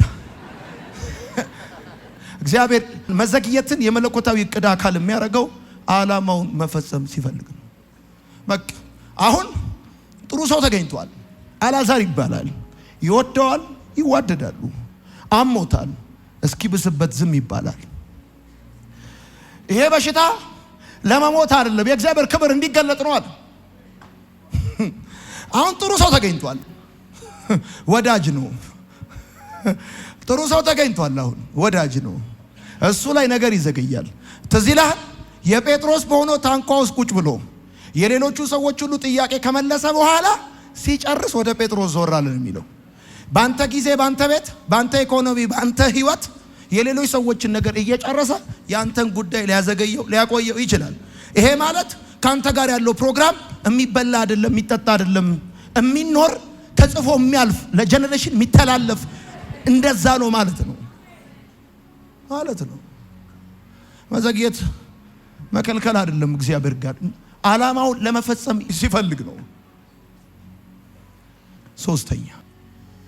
ሶስተኛ እግዚአብሔር አምላክ መዘግየትን የመለኮታዊ እቅድ አካል የሚያደርገው እምነትን ለመጨመር ነው።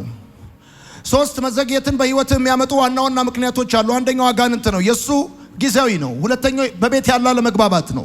ሶስተኛው መለኮታዊ እቅድ ነው። መዘግየት ሲገጥም ማወቅ ያለብህ ነገሮች አሉ። ፋራ ስለሆንክ ስለማታቅ ስለማትችል ብቻ አይደለም። እውነቴን ነው የምነግርህ። አንዳንድ ሰው በጌታ ከመሆኑ በፊት ከተማውን በጠቅላላ ያስማማ ነበርኩ።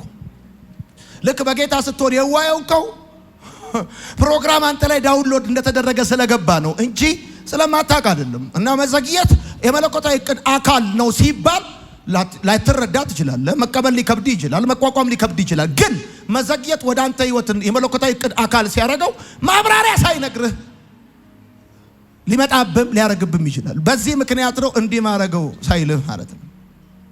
እና ሶስተኛው እምነትን ለመጨመር ነው ወዳጆቼ። በእምነት ለማደግ ብቸኛው መንገድ በአስቸጋሪ ሁኔታ ውስጥ ማለፍ ነው። እግዚአብሔር ብቸኛው ተስፋ እንዲሆን ይፈልጋል። እግዚአብሔርና ቤተሰቦች፣ እግዚአብሔርና ዘርህ፣ እግዚአብሔርና ፋይናንስ፣ እግዚአብሔርና ትምህርት፣ እግዚአብሔርና የምታውቃቸው ሰዎች የሆኑ ባለስልጣኖች ሳይሆን ተስፋ እንዲሆኑ የሚፈልገው እግዚአብሔር ብቸኛ ተስፋ እንዲሆን ይፈልጋል። እና ነገር ሲዘገይብን ደግሞ ታውቃለህ፣ ያው ሰው ካለ ላጥ ነው፣ ከሌለ ቀጥ ነው። ነገር ሲስተካከልና አልጋ ባልጋ ሲሆን ለኪስ ሲሞላ አጃቢው ብዙ ነው። የሆነ ቦታ ላይ ነገሮች ሲያዙብህ ተስፋ ያደረካቸው ሰዎች በጠቅላላ እንደ እንቧይ ካብ ይናዳሉ። የዛን ጊዜ አሁንስ ተስፋዬ ማን? እግዚአብሔር አይደለምን ትላለህ። እግዚአብሔር እሱ ብቸኛ ተስፋው እንድታረገው ይፈልጋል። አያ በእምነት የማደጋው ብቸኛ መንገድ አስቸጋሪ ሁኔታ ነው። በእግዚአብሔር ብቻ እንድትታመን ይፈልጋል። እምነት እንዲያድግ እምነት የሚዳብርበትና የሚያድግበት መንገድ መዘግየት ነው። በማይመስልና በማይገባ ሁኔታ ውስጥ እንኳን እግዚአብሔርን እንድታምነው ይፈልጋል ጌታ። እና ነገር በዘገዩብኝ ጊዜያቶችና አመታቶች ውስጥ ሁሉ መፍትሄ ፈልጌ አይኖቼን ወደ ተራሮች አንስቻለሁ። መልስ ይሰጡኛል፣ ችግሬን ይፈታሉ፣ ጭንቀቴን ይጋራሉ ብዬ ያሰብኳቸው በጠቅላላ እንኳን አይደለም ችግሬን ሊፈቱ ስልክ ሳያነሱ ሲቀሩ አሁንስ ተስፋዬ ማን ነው? እግዚአብሔር አይደለምን ብለህ የሚለውን ጥቅስ በረጅሙ በትልቁ አጽፈ ግድግዳ ላይ መኪና ላይ ተወስድና እንደ እግዚአብሔር ያለ ማንም የለም። አቤት አይ ሰው ብለህ ነጥብ ምን ልፈልጌ ነው? መዘግየት የመለኮታዊ እቅድ አካል የሚሆነው ታውቃለህ። ደግሞ በደንብ አድርገህ ስማ። ዳዊት እንደዚህ አይኖቼን አለ ወደ ተራሮች አነሳዋል። ረዳቴ ከወዴት ይምጣል? ረዳቴ ሰማይና ምድርን ከሰራ ከእግዚአብሔር ዘንድ ነው አለ እንጂ እግዚአብሔር ነው አላለም። የሚረዳ ሰውዬ ከእግዚአብሔር ዘንድ ነው። ሰውየው ረዳት ከእግዚአብሔር ብር ያለው አይደለም። ያንተ ረዳት ስልጣን ያለው አይደለም። ውለታ ያረክለት አይደለም። የሚያቀሰው አይደለም። አብሮ አደጋ በልጅ አይደለም። ሰው ስልጣን ስላለው አይረዳም። ያንተ ዘር ያንተ ቤተሰብ ውለታ ስላረክለት አይረዳም። ሰውየው አንተን ለመርዳት ከእግዚአብሔር ዘንድ መሆን አለበት። የሚያቀሰው አይደለም መሆን ያለበት። ይገባል? የዛን ጊዜ አይኖቼን ወደ ተራሮች አነሳው ማለት በዛን ዘመን ኪሊማንጃሮ ራስ ዳሽንን አየሁት ማለት አይደለም። በወቅቱ ስልጣንና አቅም አላቸው ይረዱኛል ብዬ የማሰባቸውን ሰዎች ኤክስፔክት አድርጌ ነበር። ግን አለ እነዚህ ሰዎች ስልጣን ስላላቸው አይረዱኝም። በነገራችን ላይ እኔ ሰዎች መቀየም ያቆምኩት ይሄ ቃል የገባኝ ቀን ነው። ሰው እኔን ለመርዳት ብር ስላለው አይረዳኝም። ሰው ስልጣን ስላለው እኔን አያግዘኝም። ሰው ዘመድ ስላለው በፍጹም እኔን ለመርዳት ይገርማል። ሀብታም አይደለም መሆን ያለበት፣ አንተ ራስህ ከአምላኬ ዘንድ መሆን አለበት። በቃ የዛን ጊዜ በቃ ምን ትላለህ? እነሆ አሁንስ ተስፋዬ ማን? እግዚአብሔር አይደለምን ትላለህ። አንድ ሰው ወደ ኢያሪኮ ከኢየሩሳሌም ወደ ኢያሪኮ ሲሄድ ወንበዴዎች እጅ ወደቀ። በሞትና በሕይወት መካከል አድርገው ትተውት ሄዱ። ካህኑ መጣ፣ ትተውት ሄደ። ሰውየው ምን ብሎ ይጽፋል? አሁንስ ተስፋዬ ማን? ካህኑ ትቶኝ ከሄደ። ሌዋዊ መጣ፣ አሁንስ ተስፋዬ ማን ነው? እግዚአብሔር አይደለምን? በዘር በሃይማኖት የማያውቀው ውለታ ያላደረገለት አንድ ሳምራዊ መጣ። ቁስሉ ላይ ዘይት አፈሰሰለት፣ አህያው ላይ አወጣው፣ ገዝታው ሲያዘለት። አየህ፣ እምነትህ እንዲጨምር ብቸኛው ምክንያት አስቸጋሪ ሁኔታ ነው እና መዘግየት የመለኮታዊ ዕቅድ አካል የሚሆንበት ሶስተኛው ምክንያት እምነትህ እንዲጨምር ነው። አራተኛ ለመልሱ እንድትዘጋጅ ስለሚፈልግ ነው። እግዚአብሔር ተስፋ ይገባልሃል፣ ቃል ይገባልሃል። ከዛ በኋላ ለመልሱ እንድትዘጋጅ ግን ይፈልጋል። እስራኤላውያንም ከግብፅ እንዳወጣቸው ከነዓን አላስገባቸውም። በረጅሙ መንገድ ነው የመራቸው። ለምን? ሰዎቹ በየትኛውም ጊዜ፣ በየትኛውም ሁኔታ፣ በየትኛውም ቦታ ሀሳብ ሊቀይሩ እንደሚችሉ ያውቃል። ለከነዓን ኮምፓተብል የሆነ ማይንድ ሴት ሳይኖራቸው ከነዓን መግባት የለባቸውም። እግዚአብሔር አረግላለሁ ያለህን ነገር ወዲያው የማያረግልህ ለምንድን ነው? በማንኛውም ጊዜ ሀሳብህን ልትቀይር በጨረታው እንደማትገደል ስለሚያውቅ ነው። አንተ ቀን ቀን ቄስ፣ ማታ ማታ ቀውስ ሊያደርግህ የሚችል ሁኔታዎች በየትኛውም አግባብ ሊኖሩን ከቻሉ ጌታ ሆልድ ያደርገዋል ነገሩ። ገብቷል? ሳይሰጥ እንደዚህ በ5 ጣት ከሄድክ በ10 ጣት ከሄድክ ቢሰጥ ደግሞ አልወርድም እበራለሁ ትላለህ። ስለዚህ ለሚሰጥ ነገር የሚመጥን የልብ ሁኔታ ዝግጅት እንዲኖሩ ይፈልጋል። ገብቷል? ለሚሰጥ ነገር። እሺ፣ አምስተኛ መዘግየትን የመለኮታዊ ዕቅድ አካል የሚያደርገው እግዚአብሔር ለምንድን ነው? አምስተኛ ኩራትህን ለማስጣል ስለሚፈልግ ነው። ኩራትህን ለማስጣል ይፈልጋል። በልብ ውስጥ ያለውን ትዕቢት፣ እኔነት፣ አጉል ኩራትና እኔነት ማስጣል ይፈልጋል። ስድስተኛው መዘግየትን የመለኮታዊ ዕቅድ አካል እግዚአብሔር የሚያደርግበት ምክንያት ፍላጎትን መጨመር ስለሚፈልግ ነው። ሞር እንዲጨምር ጥማትህ፣ ጸሎትህ፣ ትጋትህ፣ በዛ ጉዳይ ላይ ያለ ኮሚትመንት፣ ፍለጋ እንዲጨምር ስለሚፈልግ ነው። በቀላሉ ያገኘውን ነገር ዋጋው ምን እንደሆነ አይገባም። ሞር እግዚአብሔር አምላክ ትጋት እንዲጨምር ስለሚፈልግ ነው። ሰባተኛ ምናልባትም ፍላጎትህን ወይም ምኞትህን ሊያስቀይርህ ስለሚፈልግ ነው። አንዳንድ ጊዜ የጸለይክባቸው ፍላጎቶች ሲቆዩ ምን ሆኜ ነው ያስብሏል። ምን ሆኜ ነው ጌታ ሆይ እንዲያርግልኝ ያልኩ ምን ሆኜ ነው ትላል። ገብቷል? በዛ መዘግየት የመለኮታዊ ዕቅድ አካል የሚሆንበት ምክንያት ገብቷል? በእነዚህ ጊዜያቶች ውስጥ እግዚአብሔር የማሰቢያ ዕድል ይሰጣል። መዘግየትን የመለኮታዊ ዕቅድ አካል የሚያደርገው እንዴ እስማኤልን በቃ በዚህ ባርከኝ እንዳትለው ምን ሆኜ ነው ትላል። ሲገባ ነገር ሲቆይ እንዲህ ማለ እንዴ ትላል። በቃ እዚህ ችርቻሮ መንፈስ ይመታና ጌታ በጅምላ ይሰጣል። ከዛ ትሄድና ሰፋ ያለ ነገር ላይ ስትቀመጥ ጌታ ሆይ የባለፈው ጸሎቶቼን ጠቅላላ በተቻለ መጠን ሽፍት ዴሊት አድርጋቸው፣ ሪሳይክል ቢን ውስጥ እንኳን እንዳይቀመጡ የኔ ጌታ እንዳታስባቸው። ሰው ከሰው ስህተት ክብር ዝገት አይጠፋም። ጌታ ሆይ ሐሳቤን ቀይሬያለሁ ትላለህ። እውነቴን ሐሳቤን ቀይራለሁ። አሁን ብዙ ሰዎች እኮ ታውቃለህ በቃ ብቻ ይበቃኛል ብለው ልክ ጌታ ሲባረካቸው ምን ሆኜ ይላሉ። ጌታ መዘግየትን፣ ፍላጎትን፣ ምኞትን እንድትቀይር እድል ይሰጣል። ገብቷል? አንድ ልጅ ብቻ ከሰጠኝ ይበቃኛል ትላለህ። መንታ ሲሰጥ ጌታ ሆይ አንድ ትጨምራለህ ትላለህ። በቃ እንደዛ ነው ጌታ ምስክሬ፣ እንደዛ ነው። የመጨረሻ ሐሳብ መዘግየት ሲገጥማችሁ አሁን ያነበብኩላችሁ መነሻችን ላይ የነበረው ቃል ትዝ ይላችኋል። የዳንኤል ትንቢተ ዳንኤል በትንቢተ ዳንኤል መጽሐፍ ምዕራፍ 10 ላይ መልአኩ ጸሎቱ ከተሰማ 21 ቀን እንደሆነውና እንደዘገየ የፋርስ አለቃ ነገሩ መልሱን እንዳዘገየበት መልአኩ ሲነግረው ንግግሩን ሲጀምርም ሲጨርስም አንድ ተመሳሳይ ነገር ብሎታል። ምዕራፍ 10 ላይ ዳንኤልን 2 ጊዜ የተወደድክ ዳንኤል ሆይ ብሎታል። ዳንኤል ሆይ ብሎታል 2 ጊዜ ነው ያለው። ቁጥር 10 ላይ የተወደድክ ዳንኤል ሆይ ይለዋል። ቁጥር 18 ላይ የተወደድክ ዳንኤል ሆይ ይለዋል። ይሄ ቃል በሶስት ትርጉም አንብቤዋለሁ። አንደኛው እጅግ የተወደድክ ዳንኤል ሆይ ሲሆን፣ ሁለተኛው ትርጉም የተከበርክ ዳንኤል ሆይ፣ ሶስተኛው ትርጉም እግዚአብሔር የሚያስብልህ ዳንኤል ሆይ። መዘግየት ሲገጥምህ አንድ ነገር ወቅ የተወደድክ እንደሆንክ አንተ ጌታ በጣም እንደሚወድህ አልዓዛርን ይወደው ነበር ተብሎ እንደተጻፈ የማንንም ነገር አይዝም ጌታ። የተወደድክ እንደሆንክ የተከበርክ እንደሆንክ እጅግ የተከበርክ። ሌላው ትርጉም ቢለው እንደዚህ ነው። እግዚአብሔር የሚያስብልህ ዳንኤል ሆይ፣ ትንቢተ ዳንኤል መጽሐፍ ምዕራፍ 10 ዳንኤል ሆይ የተወደድሽ እህቴ ሆይ። መዘግየት የመለኮታዊ እቅድ አካል የሚሆነው እጅግ የተከበሩ ሰዎች ጋር ነው። እግዚአብሔር ለሚያስብላቸው ሰዎች ነው።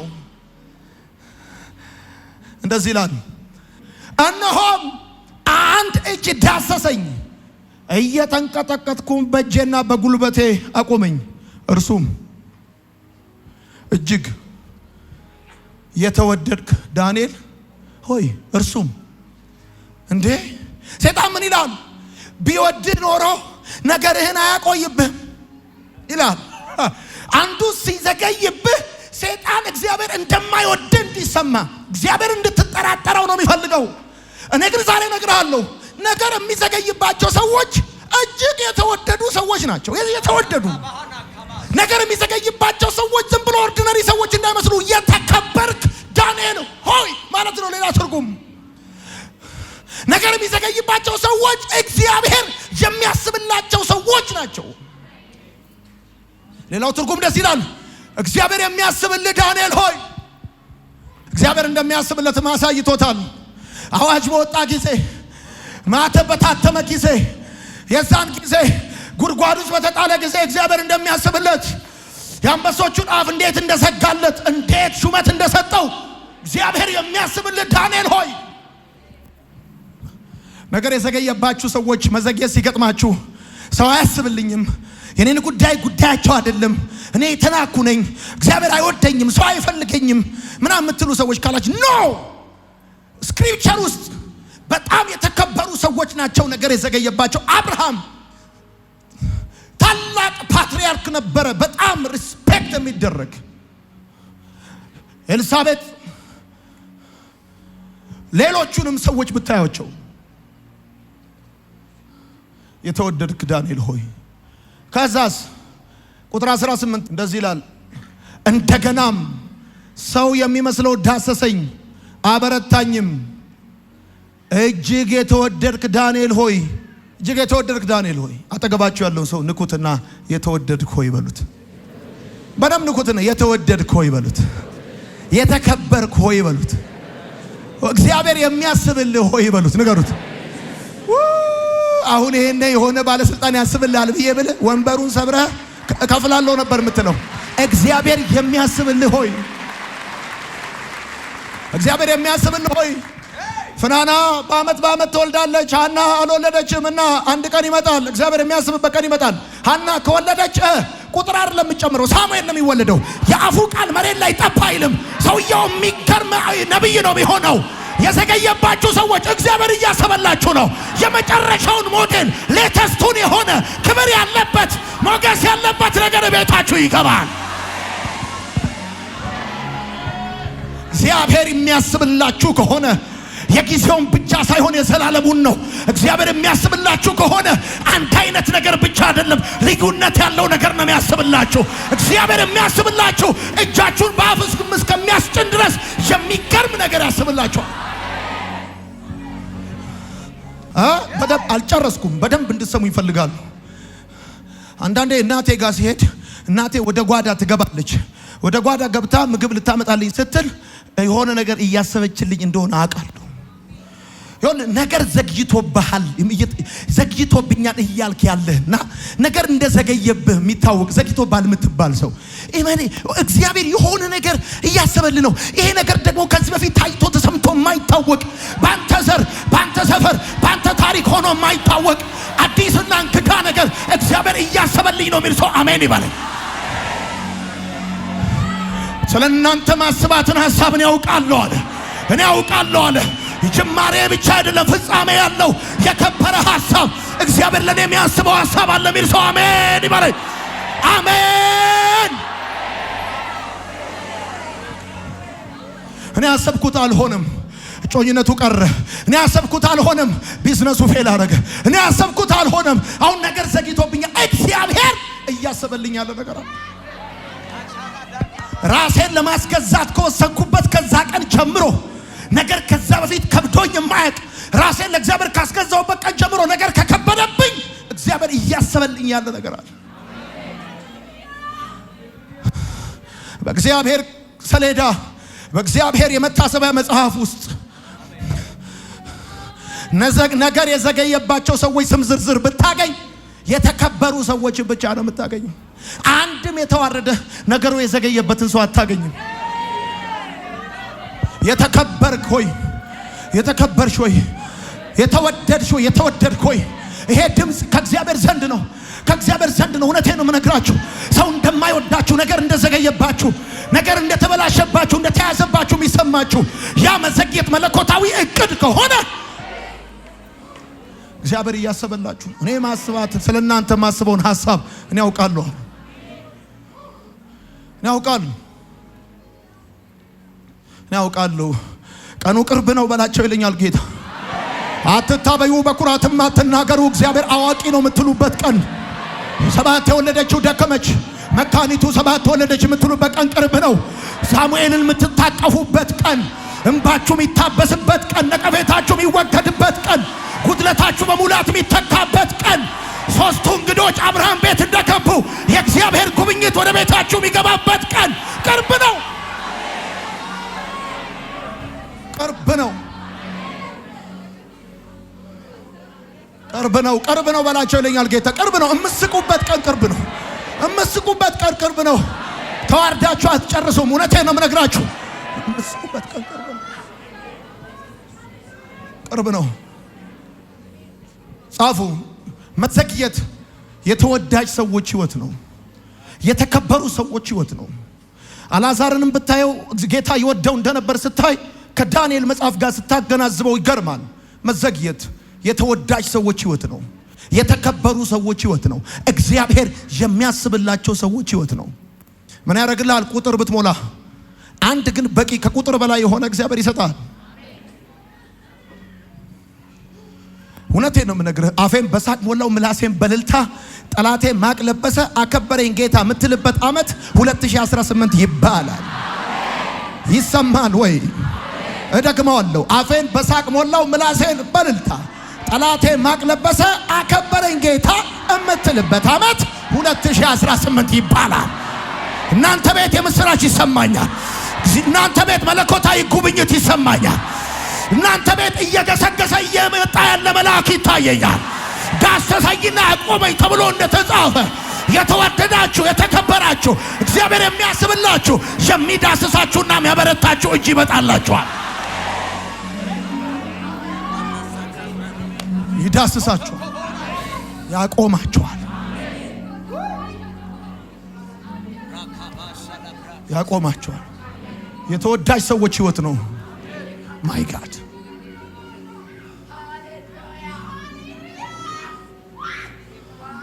አንድ ቀን ገዢ እንደሚያደርገው ተስፋ ቃል ሰጥቶት ቀጣዮቹ 13 ዓመታት ከተስፋው ቃል በተቃራኒ የሄደበት ዮሴፍ በወንድሞቹ ተጠልቶ በግብፃውያን እጅ ተሽጦ በጴጢፋራ ቤት ባሪያ ሆኖ ትገዛለህ የተባለ ተገዝቶ በማያውቀው ነገር በሐሰት ተወንጅሎ እስር ቤት ቢወረወርም የገባበት ሁኔታ አስተሳሰቡን እንዲቀርጽለት ስላልወሰነ እግዚአብሔር ቀን ጠብቆ አክብሮት ለሌሎችም በረከት እንዳደረገው ልክ እንደዛ እውነቴን ነው የምነግራችሁ። አባቱ የገዛለትን ጌጠኛ ልብስ አውልቀው የእስር ቤት ልብስ ቢያለብሱትም ቀን መጣ የእስር ቤቱን ልብስ አውልቀው ንጉሥ ፊት እንዲቀርብ አስቸኮሉት። ነገሩ ምን እንደሆነ እስከሚገባው እንደ ትላንት እስር ቤት የነበረ በ24 ሰዓት ባልሞላ ጊዜ ውስጥ ንጉሥ ፊት ለፊት ቆመ። እግዚአብሔር ታሪክ ቀይራለሁ ካለ 5 ዓመት አያስፈልገውም፣ 20 ዓመት ግዴታ አይደለም። በ24 ሰዓት ውስጥ የሰዎችን ታሪክ መቀየር ይችላል፣ ያውቅበታል። እንደ ትላንትና ያጣችሁ ሰዎች እውነቴን ነው የምነግራችሁ፣ እንደ ነገ እጅግ እስክትደነቁ ድረስ እግዚአብሔር ታሪካችሁን ይቀይረዋል። እመኑና በደንብ አድርጋችሁ አሜን በሉ። ይቀይረዋል። ታሪክ መቀየር ይችልበታል። የተወደዱ ሰዎችን ነው በከፍታና በዝቅታ የሚመራው። የተወደዱ ሰዎችን ነው ለፀሐይና ለዝናብ አሳልፎ የሚሰጠው። የተወደዱ ሰዎችን ነው ቻሌንጅ የሚያደርገው። ወተት ነው የሚናጠው፣ ሌላ ነገር አይናጥም። ወተት የሚናጠው ውስጡ ቅቤ ስላለ ነው። መከራው፣ ፈተናው፣ ማዕበሉ፣ ወጀቡ የበዛው ውስጥ አኖይንቲንግ እንዳለ ፖቴንሻል እንዳለ እግዚአብሔር ስለሚያውቅ ነው።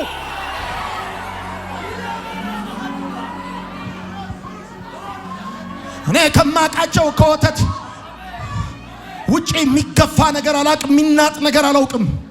ሳውቅ እኔ በታሪኬ የማውቀው ወተት ብቻ ነው። ሲናጥ የማውቀው፣ ሲረበሽ ሲገፋ የማውቀው። እግዚአብሔር ነገራቸው ብሎኛል። በሌሊት መዝሙርን እንደሚሰጥ እግዚአብሔር በሌሊት ይሄን ቃል እግዚአብሔር ሰጥቶኛል። አይኖቻችሁ የእግዚአብሔር ማዳን ያያሉ። መስማትን ሰምቼ ነበር፣ አሁን ግን አይኔ አየች እንዳለ ከመሞታችሁና ይሄን ዓለም ይሄን ምድር ከመሰናበታችሁ በፊት የእግዚአብሔርን ማዳን በአይናችሁ ታያላችሁ። የእግዚአብሔርን ማዳን በአይናችሁ ታያላችሁ። በልጆቻችሁ የክብር ቀን ትቆማላችሁ። እግዚአብሔር እናንተና ቤተሰቦቻችሁን ታሪክ ይቀይራል።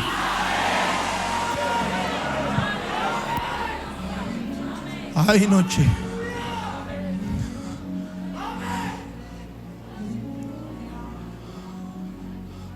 የማይመረመረውን ታላላቅ ነገር የማይቆጠረውንም ታምራት ያደርጋል እንዳለ መስማትን በጆሮዬ ሰምቼ ነበር አለ ኢዮብ።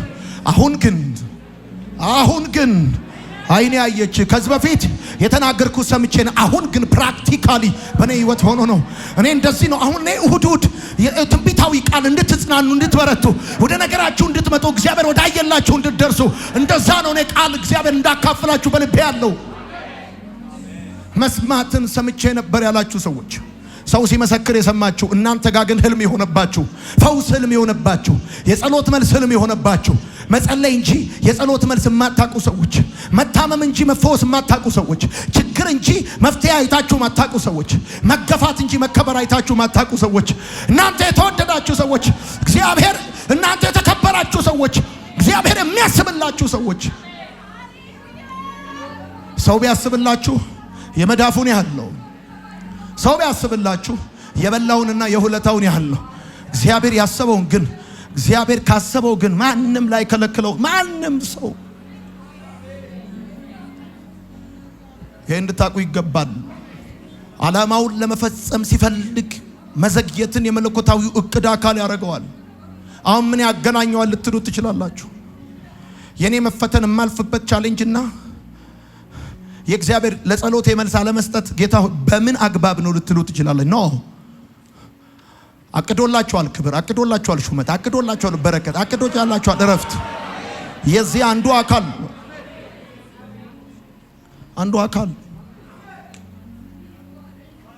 መኪና መንዳት ነዳጅ መስጠት ብቻ አይደለም፣ ፍሬንም መያዝ ነው።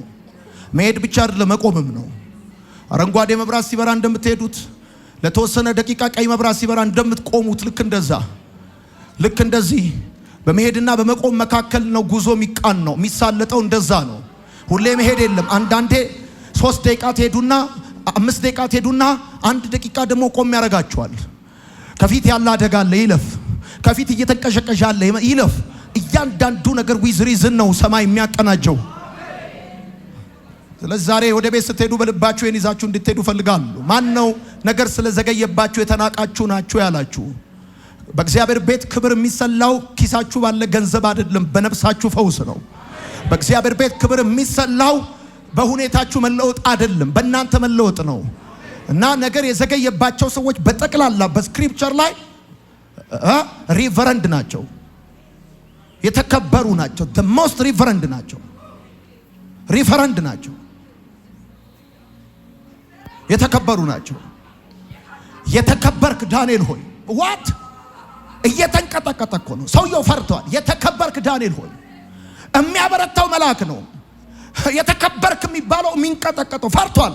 እየተንቀጠቀጥኩ ቆምኳል። ሰውየው እኮ ብርቅ ይዞታል፣ ብርቅ ይዟል፣ ደንግጧል።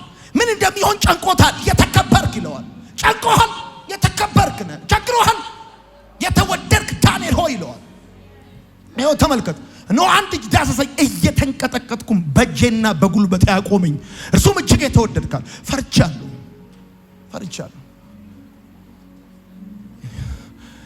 አንተ የምታውቀው የተከበሩ የሚያስፈራሩ ነው። መጽሐፍ የሚናገረው ደግሞ የተከበሩ የሚፈሩ ሰዎች ፈርቼ ነበራል። ዳሰሰኛል። የለህም በእግዚአብሔር ቤት የክብር መዝገብ እዛ ቦታ ላይ ብትፈልጋቸው የምታገኛቸው ሰዎች መዘግየት የህይወታቸው መለኮታዊ እቅድ አካል የሆነባቸው ሰዎች ናቸው። ግን አትጠራጠሩ።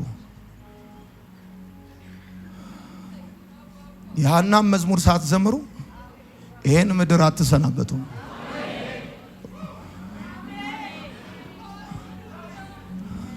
አትታበዩ፣ በኩራትም አትናገሩ። ጠላቴ ማቅ ለበሰ አከበረኝ ጌታ ሳትሉ እመኚ። ልጅ ሳትወልጂ ከዘገየሽ እግዚአብሔር እያሰበልሽ ነው። ቅመም የሆነች ልጅ ነው የምትወልጁ። ልጅ ሳትወልድ ከዘገየ ብዙ ቦታ ሞክረህ የሆነ እቤት ያለ ያልተፈወሰ ህመም ያለበት የሆነ ጉዳይ ጥያቄ አለ። እጅን መጽሐፍ የሚወጣው ሚራክል ሂሊንግ በቤት ሀፕን ያደርጋል። አንተ መናገር የጀመርክ ቀን ምድር ዝናብን እንደሚሻ የጢብን ዝናብ እንደሚሻ የአፍህን ቃል ዝናብን እንደሚሻ አፋቸውን ከፍተው ነው ቢሰሙ። ለምን የምታወራው ያነበብከውን አይደለም የተፈተንክበትን ስለሆነ። አንዳንድ ሰዎች ማዕረግ የሌላቸው ስም የሌላቸው ፕሌን ውስጥ አገኛቸው፣ መኪና ውስጥ አገኛቸው፣ ማውራት ሲጀምሩ ማልቀስ ነው የምትጀምረው። የምድረ በዳው እረኛ የሚለውን መጽሐፍ አንብበው ከሆነ ወደ ሐረር ለአገልግሎት እየሄድኩኝ መጽሐፉን እያነበብኩትኝ በእምባዬ የመጽሐፉ ገጽ ሲበላሽ ነው ያየሁት። ገብቷል። የአንዳንድ ሰዎች ቴስቲሞኒ አጥንትን ሰርስሮ የሚገባው ካነበቡት ሳይሆን ከኖሩት ስለሚናገሩ ነው። ለ10 ዓመት ገለባ ነገር ከሚናገር እግዚአብሔር አምላክ ለ10 ደቂቃ የትውልድን ጥያቄና እንቆቅልሽ የሚፈታ ምስክርነት አፍ ላይ ቁጭ ያደርግልህ። እንዲህም ነበር እንዴት እላለሁ። መስማትን ሰምቼ ነበር፣ አሁን ግን አይኔ አየች። ለካ ያስጨነከኝ ለመልካም ሆነልኝ። የዘገየኸው ለመልካም ሆነልኝ። የኔ ያልኩትን የቀማኸኝ ለካም ለሚበልጠው ነገር አስበኸኝ ነው። ገብቶ እንደዛ ነው የምትለው። የኔ ነው ያዋጣኛል አሪፍ ነው ያልኩትን ቀምቶ ይሄን ስትለው ኖ ሲልሽ፣ ይሄን ስትዩ ኖ ሲልሽ ከቀማው በቃ እግዚአብሔር የሚያስብልሽ የተወደድሽ ሆይ፣ እግዚአብሔር የሚያስብልሽ የተከበርክ ሆይ፣ እግዚአብሔር የሚያስብልህ ለጌታ ለአምላካችን ክብር እናጨበጭባል። ለወደደን ከበደላችን በደሙ ላጠበን ለአባቱና ለአምላኩ መንግሥት ካህናት እንድንሆን ላደረገ ለሱ ከዘላለም እስከ ዘላለም ክብር ይሁንለት። እግዚአብሔር ቃል ሰጥቶኛል፣ ተናግሮኛል፣ መልእክት ወደ እኔ መጥቷል እንዲል ሰው ያጨበጭባል። በደንብ ለአምላኩ ለእግዚአብሔር ምላሽ ይሰጣል። ሰምቻለሁ። ሃሌሉያ። ሁላችንም በእግሮቻችን እንቆማለን።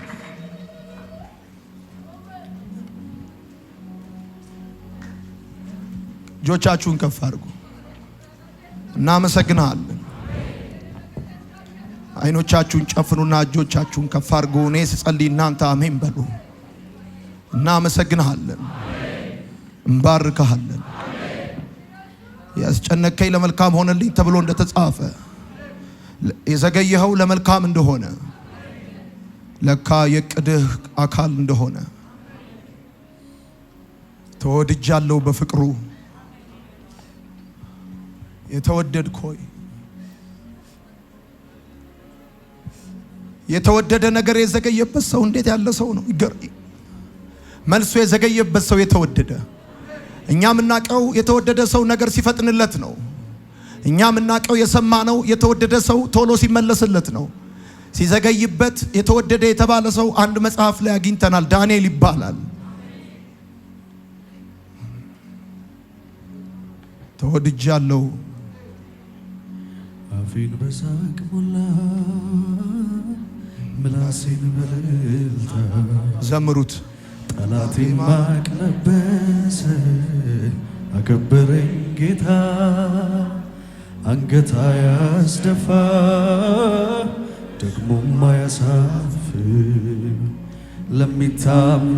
ለሚታመኑበት ታማኝ ነው እግዚአብሔር። አቲሞይ የተወደድሽ ሆይ በሳቅ ሞላ ምላሴን በእልልታ ጠላቴን ማቅ ለበሰ። ይስሐቅ እናንተ ቤት ይስቃል፣ አከበረኝ ጌታ ፈውስ እናንተ ቤት ይገባል። ገታ ያስደፋ ይህን መዝሙር እየዘመራችሁ ትጽናናላችሁ። ደግሞም አያሳፍር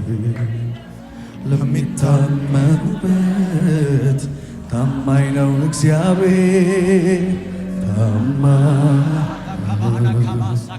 ታማኝ ነው እግዚአብሔር።